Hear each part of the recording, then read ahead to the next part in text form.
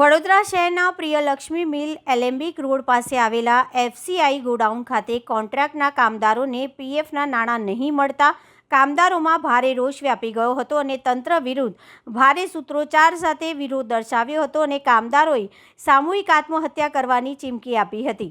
વડોદરાના પ્રિયલક્ષ્મી mill road ખાતે આવેલ એફસીઆઈ ગોડાઉન ખાતે યુનિયનના હોદ્દેદારો દિનેશ ચૌહાણની આગેવાની હેઠળ કોન્ટ્રાક્ટ કર્મચારી પીએફના નાણાં નહીં ચૂકવવાના કારણે સૂત્રોચ્ચાર સાથે વિરોધ પ્રદર્શન કર્યું હતું અને વહેલી તકે પીએફના નાણાંની ચૂકવણી કરવામાં આવે તેવી માંગ કરી હતી અને જો અમારી માંગણી નહીં સ્વીકારવામાં આવે તો આગામી દિવસોમાં કામદારોએ સામૂહિક આત્મહત્યા કરવાની ચીમકી આપી હતી।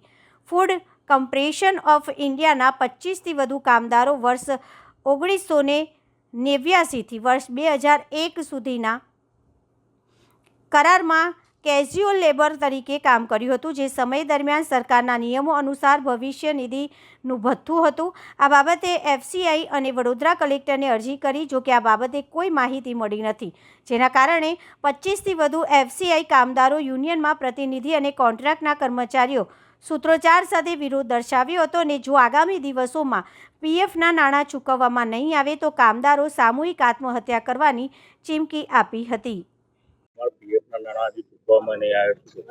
શું કરવાનું, અમે તો તારીખો આપી સાહેબ, તો અમે તો ધક્કા ખાઈ ખાઈને થાકી ગયા, પણ એ કશું અમારો સાંભળતો નથી અને એનો કોન્ટ્રાક્ટ ગયો એટલે અમને છૂટા કરી દીધા। હવે આટલી ઉંમરમાં અમે કઈ મહેનત કરવા જવાના, એને વિચારવાનું। અમારો રૂપિયો લઈને હાઈ ફાઈ થઈ ગયો અને અમે ભીખ માંગતા થઈ ગયા। શું કરો તમારા પીએફના નાણાં પરત નહીં આપવામાં આવે તો શું કરવાનું, શું કરીએ, પડે મરી છે તો શું કરવાનું? તમારા સમજાય અમારા સમજાય, સમજતા નથી તો શું કરીશું બોલો। આજે કયા મુદ્દા લઈને આજે રજૂઆત કરવામાં આવે છે?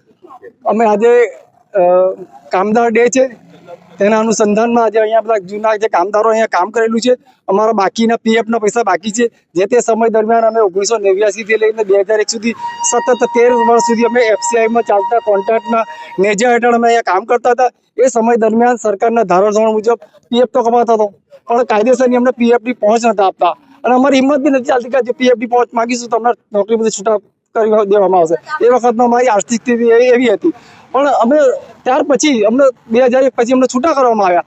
છૂટા કરવામાં એટલે અમે પીએફના પૈસા માટે અનેક વાર રજૂઆત કરી, અહીંયા ડિસ્ટ્રિક્ટ મેનેજર સાહેબને રજૂઆત કરી છે, બરોબર। જે કોન્ટ્રાક્ટને એમણે આપેલું કોન્ટ્રાક્ટને શ્રમિક સાથી સહકારી મજદૂર મંડળી લિમિટેડ એના નેજા હેઠળ અહીંયા લગભગ વધારે એમનો પીરિયડ હતો। અહીંયા એક કોન્ટ્રાક્ટર પાસે જઈએ તો એફસીઆઈ પાસે કે તમારા પૈસા મેં આપ્યા છે અને એફસીઆઈ કહે તો કોન્ટ્રાક્ટર પાસે અમે ભાઈ ચાણી આટલા વર્ષોથી કરી રહ્યા છે।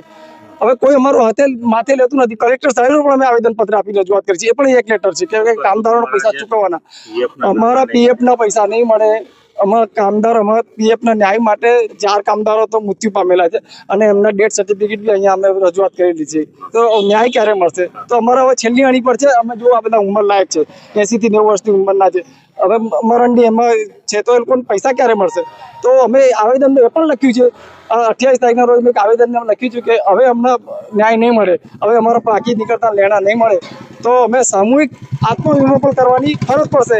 આવો એક લેટર બી અહીંયા અમે ડીએમ સાહેબને આપ્યો છે। દિનેશભાઈ ચૌહાણ, કામદાર લીડર।